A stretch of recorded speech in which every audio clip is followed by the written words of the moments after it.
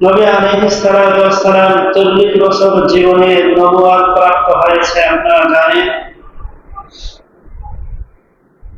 নবী আলাইহিস সালামের 40 বছরের জীবনে তিনি নবুয়ত লাভ করেছেন। 13 বছর তিনি মক্কায় কাটিয়েছেন, 10 বছর তিনি মদিনায় কাটিয়েছেন। 40 আর 13 53, 53 আর 10 63। আল্লাহ নবী 63 বছর হায়াত পেয়েছেন। কত বছর? এগুলো আমাদের জানা থাকা দরকার। নবুয়ত পেয়েছেন কত বছরে? 40 বছর। মক্কায় তিনি অবস্থান করেছেন 13 বছর। কয় বছর? 13 বছর। মদিনায় 10 বছর। এই মোট 63 বছর বয়সে নবী আলাইহিস সালাতু ওয়াস সালাম এই দুনিয়ার মায়া ত্যাগ করে অন্ধকার কবরে চলে গেছেন।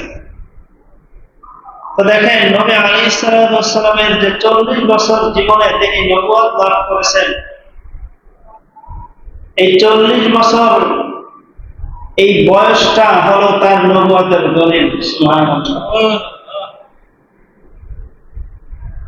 কোন জিনিস যদি মজবুত না হয় সেই জিনিসের দলিল দেওয়া যায় না, সেই দলিল টিকেও না। টিকে জমির দলিল যদি জাল হয়, আজকে হোক কালকে হোক 500 বছর পরে হলেও সেটা ধরা খাবে। খাবে না? বর্তমানে খায়। দেখেন, আগের মানুষ তেমন কিছু বুঝতো না। এই তোমার জমি বিক্রি করবা, বিক্রি করো, দাও, টাকা দাও, যা ছিল দলিলপত্র দিয়ে দিচ্ছে, শেষ। মুরব্বীরা ভালো জানেন। কিন্তু ওই সময়ের মানুষরা এতটা লেখাপড়া ছিল না, যার কারণে বুঝতো না। টাকা দিছে, জমি দিয়ে দিচ্ছে, কিন্তু সেই ঝামেলাগুলো এখন হচ্ছে। ছেলে সন্তান শিক্ষিত হচ্ছে, পরিবার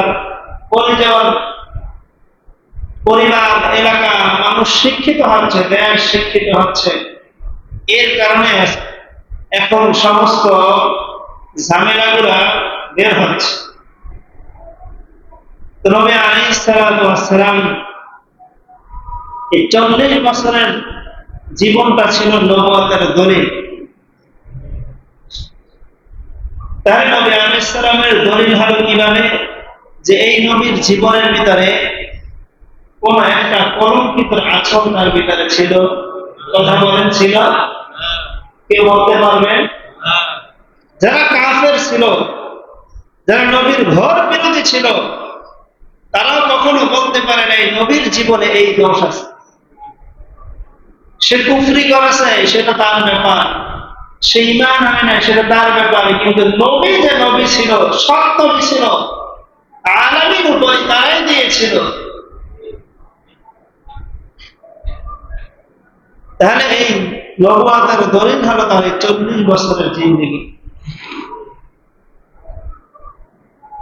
তো এই নবী আলাইহিস সালাতু ওয়াস সালাম দেখেন, প্রত্যেকটা জিনিস যখন আল্লাহ তাআলা কোনো একটা মানুষকে কোনো কাজের দায়িত্ব দেয়, তখন এই মানুষটার ভিতরে যোগ্যতা দিয়েই তারপরে মানুষটাকে দায়িত্ব দেয়।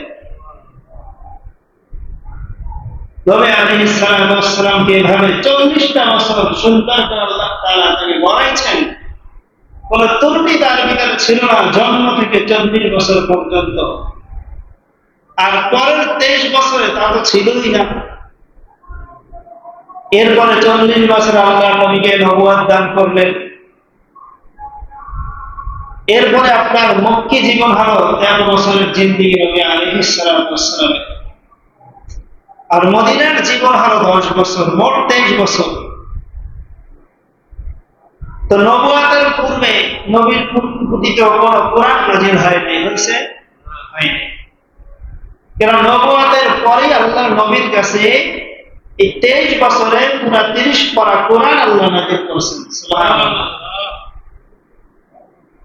মক্কি 13 বছর, মদিনা 10 বছর। আর তাহলে আপনার 13 আর 10 23, এটাই এই 23 বছরে পুরা কোরআন আল্লাহ নবীর প্রতি নাজিল হয়েছে।